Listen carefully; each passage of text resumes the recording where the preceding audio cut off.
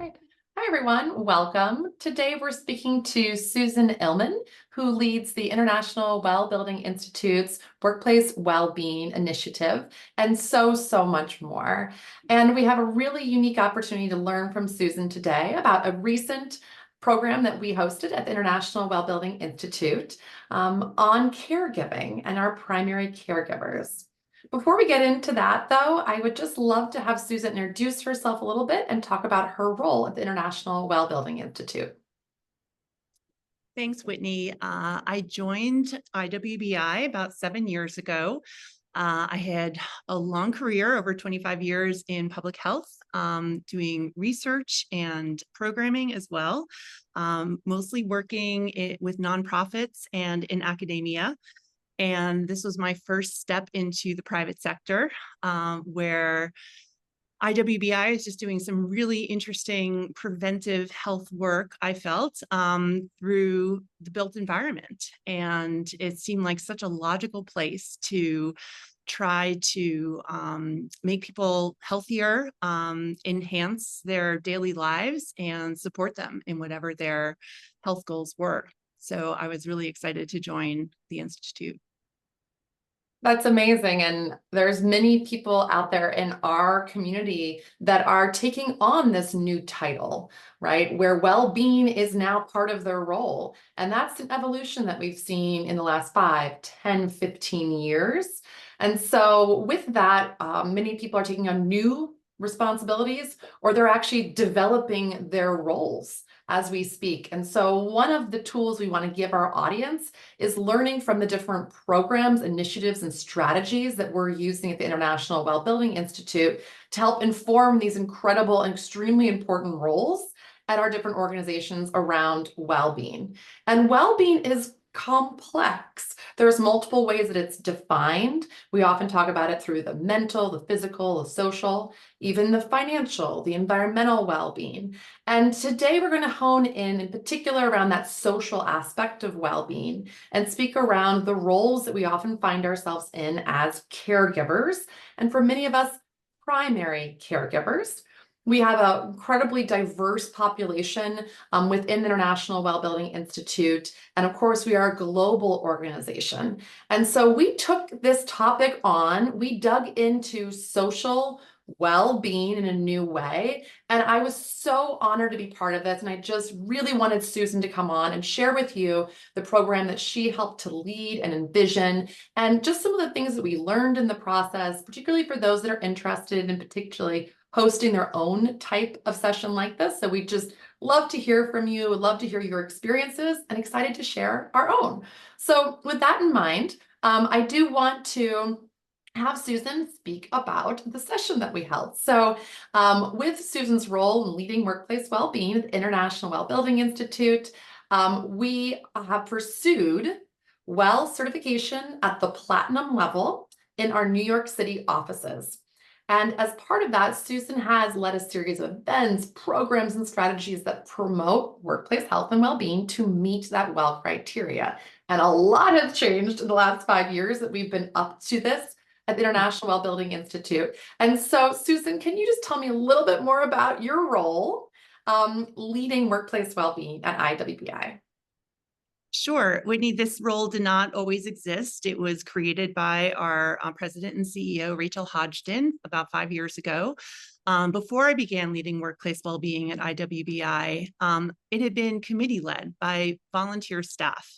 And while the programming ideas the committee came up with were terrific and reflective of employee values, the follow-through varied, as it takes a lot more work to actually put the programming into motion. So my role was created. And when I began, the focus was very much on our in-person staff at IWBI's headquarters in New York City. The majority of our staff, more than about 2/3, worked here 5 days a week. And our leadership team were scattered up and down the East Coast, but they often came in to work out of our office as well. We had a small team in Europe, a smaller one in Australia, and I think at that time we just had one staff who was working out west in the US. So 6 months later, after I started the role, the pandemic happened, and how companies functioned changed forever, as we all know. Remote work became a reality for knowledge workers everywhere, regardless of where their headquarters were located. Zoom stepped in. We all became pictures on a screen. When it was safe enough to be around each other again, hybrid work became the balance we didn't know we needed, and it has stuck. IWBI flourished during the pandemic with its WELL Health Safety rating, and staff doubled in size. Since no one was working in the office at the time, it freed us to hire talent anywhere in the world. And by the time we'd returned to the office, we'd gone from being 2/3 of our staff in office every day of the week to 1/4 of our staff now being based in New York City. So meanwhile, over the course of the pandemic, workplace well-being at IWBI had to change too. So how do you replace lunchtime studio workouts we all did together near the office?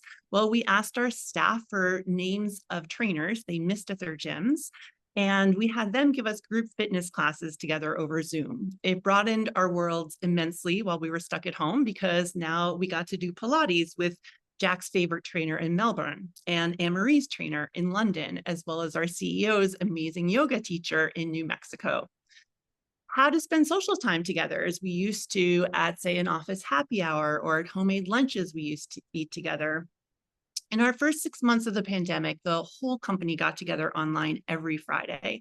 We did crib tours of each other's homes. But some weeks when things felt a bit heavier, we went around the Zoom screen with everyone saying what was hard for them in the moment, not being able to be with ailing parents who lived halfway across the country, having to pantomime Sunday visits with an elderly mom through a glass window of her nursing home, not being able to be with and hold the hand of a loved one who is suffering from COVID. So during the pandemic, we spent even more time with each other, and we were there for each other more, and we became that much closer. On Halloween, workplace well-being sent care packages to every staff with a child in their home. We celebrated online with our children, showcasing their costumes. We held our annual strategic planning meeting on Zoom. And sometimes we just breathed together, like learning a new meditation technique. And so when we finally returned to the office and our staff had doubled in size, living now anywhere from Savannah to Sydney to Singapore, I'd become much more sensitized to what it felt like to be a remote employee. And workplace well-being from the pandemic on has become far more inclusive of our far-flung employees who now live across 12 countries. So workplace well-being has changed quite a bit for us. Everything that we did in person is now online. We still do plenty in person for the people who are in New York City, but everything really has transferred to an online world. You said so many important things just now, Susan, and I want to highlight a couple of those things. The first is that it's not enough to have a volunteer committee that commits to well-being. Those can be extremely well-intentioned people, but the reality is that well-being is not one and done. This is something that has to be operationalized. There's a programmatic component to it, and there's also an evaluative component. Just because you've decided on one program doesn't mean it's going to fit the entire team for the entire year. The second point that I think is really important that you brought up was that because we had a WELL certification target of platinum that we met before the pandemic, the ability to shift our strategies at IWBI beyond the four walls of an office into policies and programs to any wall of an office that you were in around the world in a hybrid scenario were critically important. And here I want to highlight an upcoming study by Cornell University with the International Well-Being Institute to specifically look at the impact of WELL certification during the pandemic and the role that organizational support, in particular strategies, policies, and programs that were part of WELL, impacted our WELL certified spaces. Again, looking at how we, as a company, were focused in the office through WELL certification, but developed programs and policies that expanded beyond the office. So we were better prepared during the pandemic. And your programs flourished in this time, right? So we already had the infrastructure, then they had to roll out. The third point here that I want to make is how you've evolved the programs. So again, So we had the intention, we had a committed staff member, we had the WELL certification, but then you made a comment about how it shifted, right? So we put programs out, we came together online, but it's once you hear the feedback or someone, if I'll say the evaluation of those programs, then you shift to being offered new programs or being you're adjusting to different the different needs of the population, which I think is so critically important. So with that in mind, I want to also dig into a session that we previewed, which is just really part of why we're coming together today, which is this primary caregiver panel. And this would be what I would say is not on your list of traditional workplace well-being strategies. As someone who's worked in this field for decades now, I think there are sessions that people start with, and you don't often hear about opportunities for a whole organization to, in a very vulnerable and resilient manner, open up and talk about some of the true challenges that we've been through in this pandemic. And so this was something we were piloting as a new strategy. And it's something we really want to share with you and encourage others listening to this to explore in their own organization. So I'll take this moment then to ask Susan a little bit about how our primary caregiver panel came about. This was a 75-minute session that we held in which Susan recruited 10 different team members to share their personal stories of caring for a loved one, whether that was preparing for a new family member, taking care of a new member who's just joined the family, assisting a parent or an aging parent, or even an extended family member. So Susan, can you just explain what the goal of this session was and how it came together? Sure. The goal of the panel was for all to listen to the range of circumstances that naturally occur over the course of a lifetime, from cradle to end of life, and learn where there might be more of a place for the workplace to step in and offer greater support to someone bearing this double duty of what's really two full-time jobs: your work during the day and then what you go home to. There were also two other goals, but we didn't quite get to them. One was to discuss what the panelists felt IWBI was doing effectively to help support them. And another was to discuss what more IWBI or a workplace in general could do to support primary caregivers to help ease some of their burden. And I'll speak more later about why we didn't get to those last two goals. So I have been with the company now since the very beginning. And this is the first time, like I said, that we've ever held a session like this. And I'm speaking for many when I say that I was truly moved and inspired to be part of this. I think many people tuned in thinking, all right, I'm going to listen in. This is another session.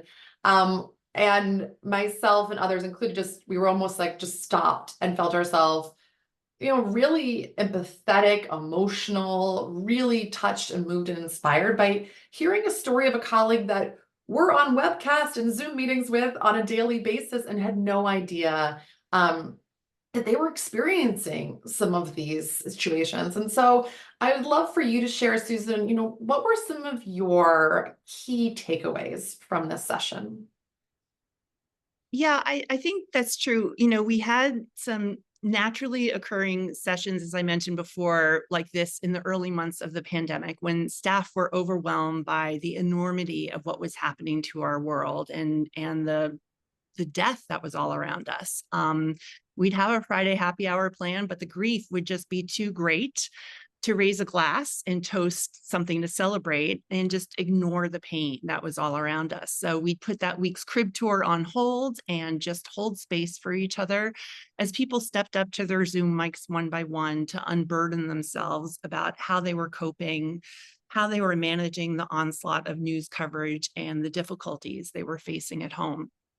And frankly, I should have thought back to those sessions when planning and thinking about this primary caregiver session last month, which was very carefully planned, not spontaneous. But during the session, I think the big takeaway for me was that Here we had, as you said, like these perfectly poised professional physical presentations of our colleagues that we take for granted every day are also the armor that's separating their home lives from their work ones.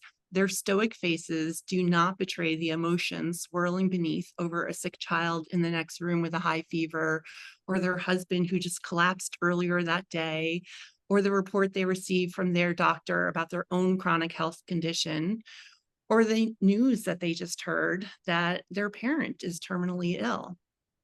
I think it was only later, as I wrote each and every one of our panelists, thanking them for their courage and in sharing such vulnerable stories, that I thought of their strength, their resilience, and felt inspired, as you said, by what they were able to manage. I was doing a lot of reading over the weekend and listening to Salman Rushdie's interview with Anderson Cooper last night on 60 Minutes. And he said, you know, you sometimes don't know how resilient you are until you're obliged to face very tough things. And I think everybody on that panel was in that situation.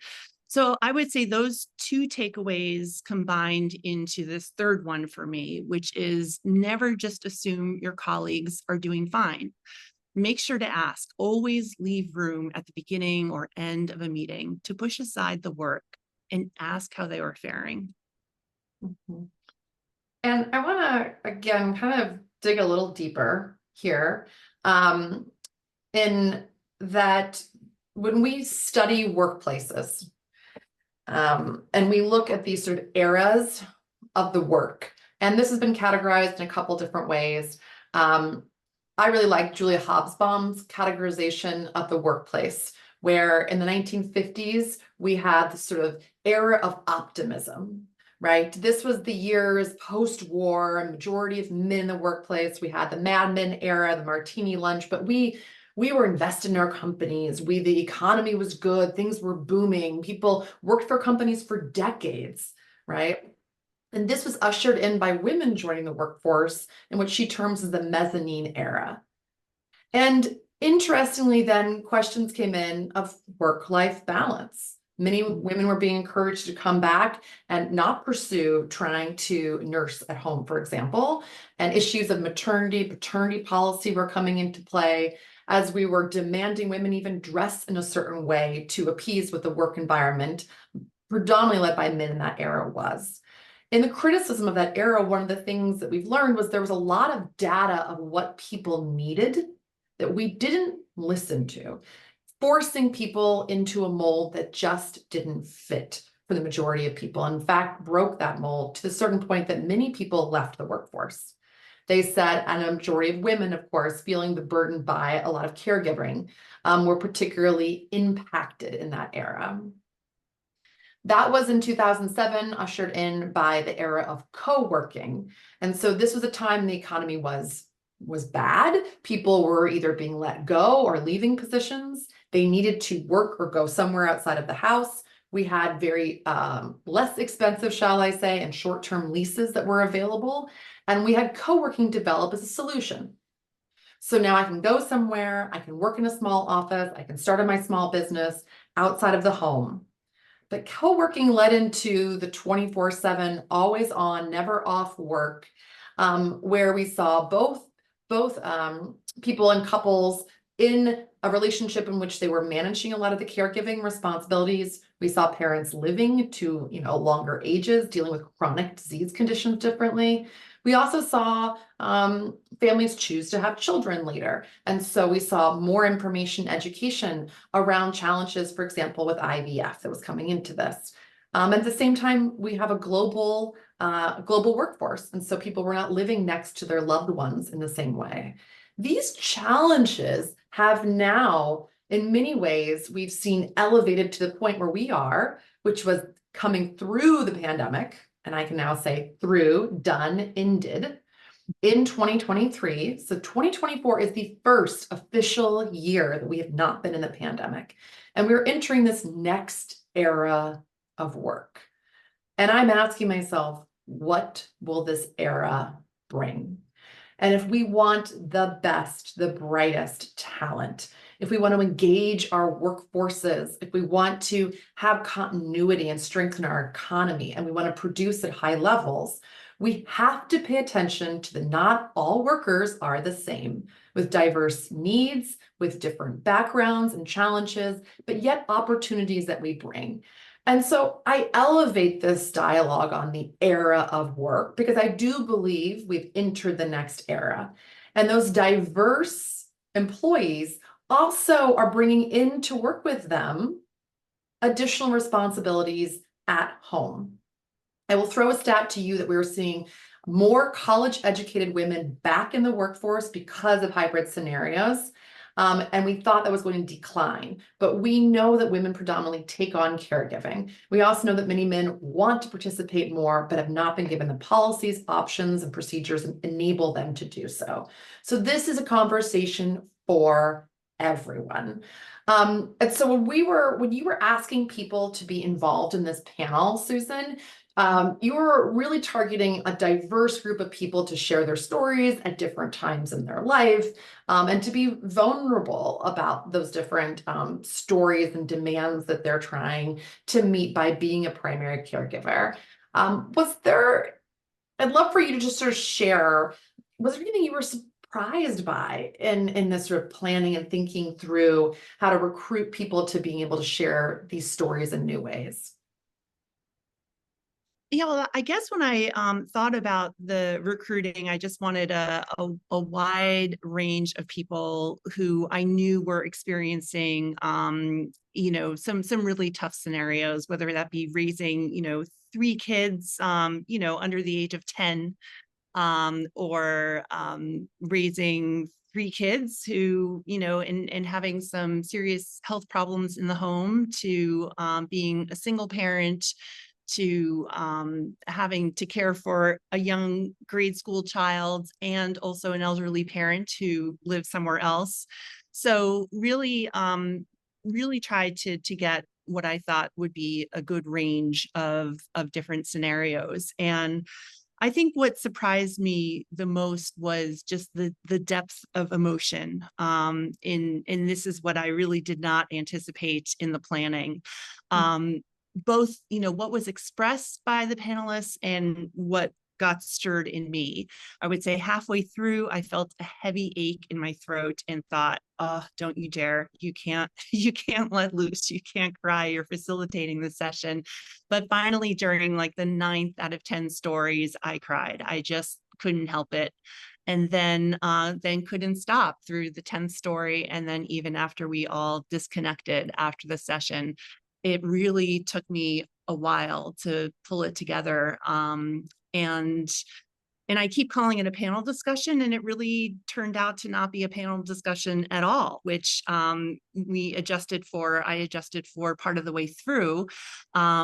I wound up being a listening session, a bearing witness to the oh so heavy burdens our colleagues carry to work with them each day, and knowing that this was only scratching the surface, because there were at least 10, 20, 30 other coworkers who likely had their own stories. I just hadn't asked them. And while I had planned the session with 3 questions, we only got to the first one, as I alluded to earlier. There was no time to discuss how IWBI was doing in supporting these staff in carrying their Herculean burdens. There was no time to hear how IWBI could do better. I realized that while I thought we were doing the session to find answers about how the workplace might step in to support primary caregivers better, what we were doing right there was precisely what we needed. We were asking employees to tell us what it's like. We wanted to know and made space for that. We listened. And for a moment, we shared their daily burden. We understood the depth of humanity, the flesh and bone that carries their poised professional faces to the Zoom camera each and every workday. So again, something to never forget when we peer into each other's faces for a meeting, a presentation, a report on a deliverable. People have a lot going on. The least we can do is ask and listen. That is really the gift, is caring about each other. And I was completely touched, moved, and inspired as a listener to this panel as well. And one of the things that I wanted to stress was this was not a series of sad stories. This wasn't a series of horrible events. Yeah. I actually walked away feeling, in a certain way, almost relieved to finally know. And then it also, when you tell your story, it enables someone else to feel not alone. And I think for many of us, we have, myself included, been trained to hold it together, Yeah. to pretend it's okay, to put on the armor. It's too much. We don't want people to know about all that's going on in our life. Or don't cry, right? Don't get emotional. Do that later. And then what happens is we hold it all in, and we know this. It's actually even goes towards aspects of anxiety, rumination, which we know can also contribute to other mental health issues. For example, in the US today, we deal with a major depressive disorder can be upwards of over 12 to even 18 years before detection.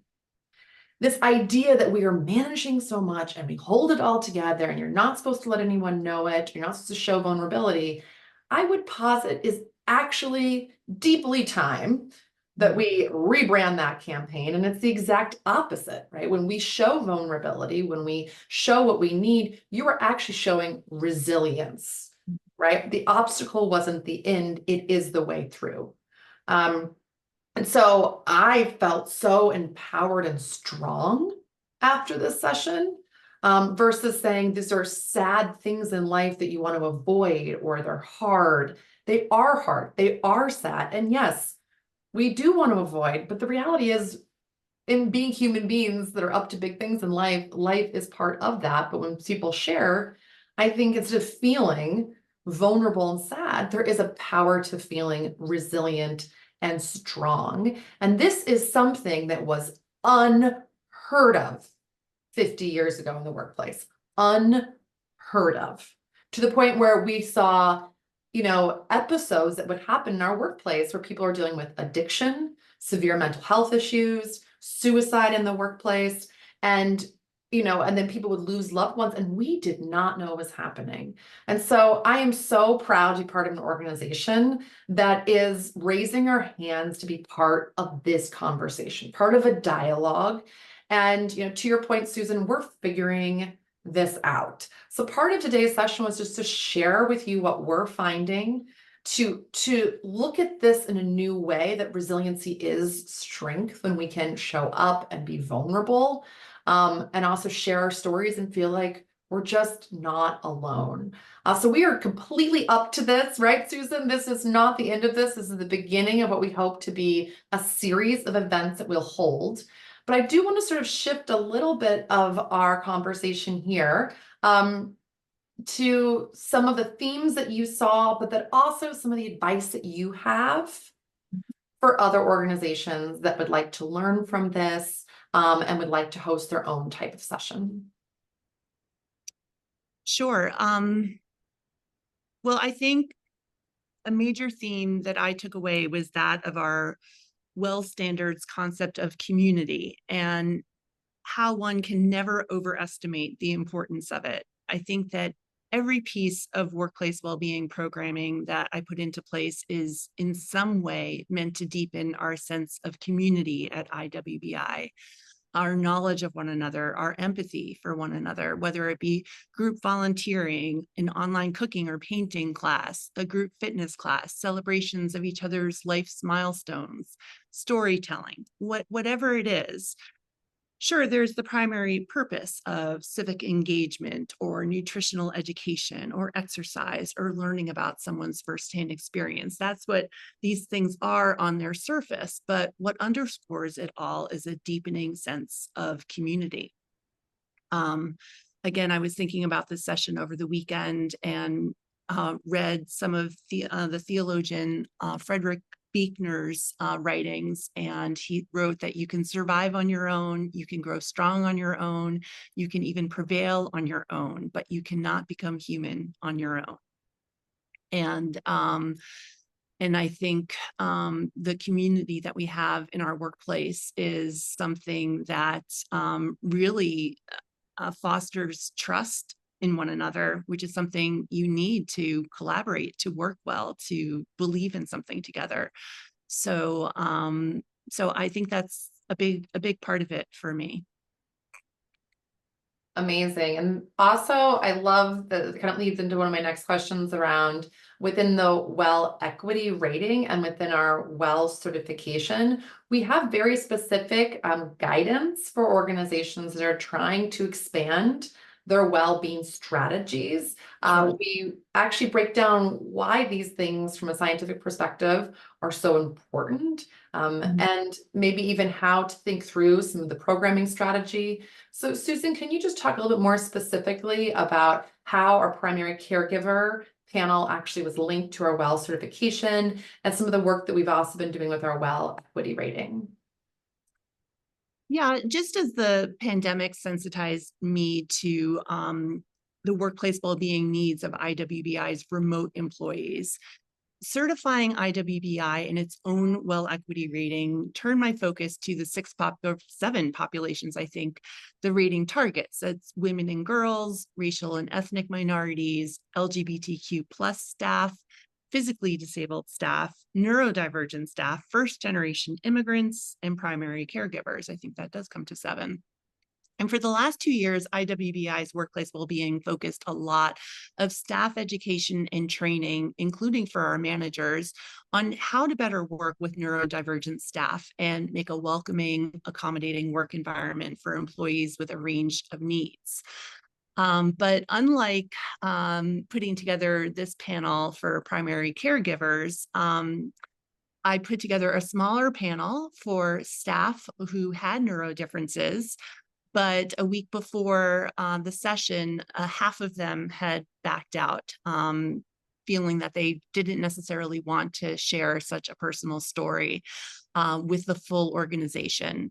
So I think that goes to maybe where we were at the time as an organization, and neuro differences not being as normalized perhaps as the roles of a primary caretaker.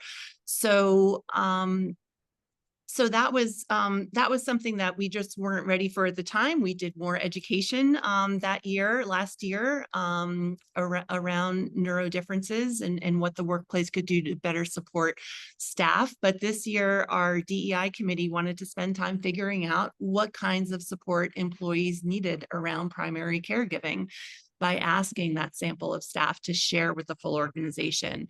What were their challenges and burdens, having been caring for a family member with high needs while also managing their full-time work at IWBI? And so we have a ways to go. We're probably going to be focusing more on first generation immigrants next year.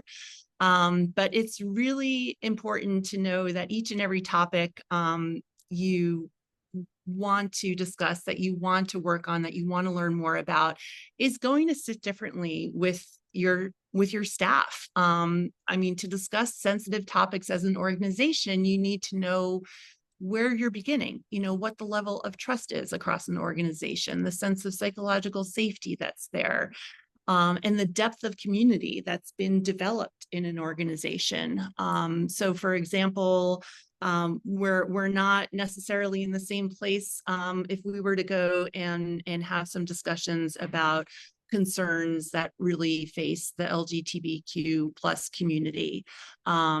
Just asking recently some staff to talk for 2 minutes at our weekly org-wide meeting about Lesbian Visibility Day. I got a whole range of different responses that I didn't expect, but everybody has a very different comfort level of speaking to some of these very personal topics. So it's really important to take every topic and approach it anew with sensitivity, with a willingness to listen and an attitude of learning where we are as a group before deciding what the next step in our growth might look like.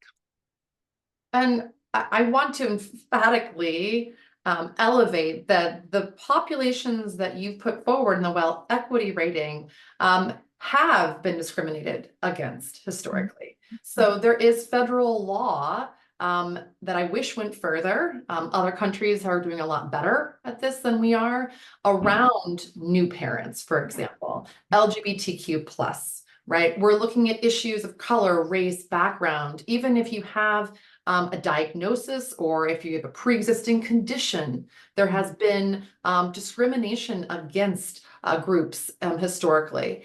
And this idea that it's had to go all the way to be regulated, I think really demonstrates what the environment was even 30, 40 years ago in the workplace. Not only would you not talk about it, you also, it was so, we'll say dynamic to even mention or bring up that many people found that they actually had to demand rights and it had to be regulated in order for them to receive that.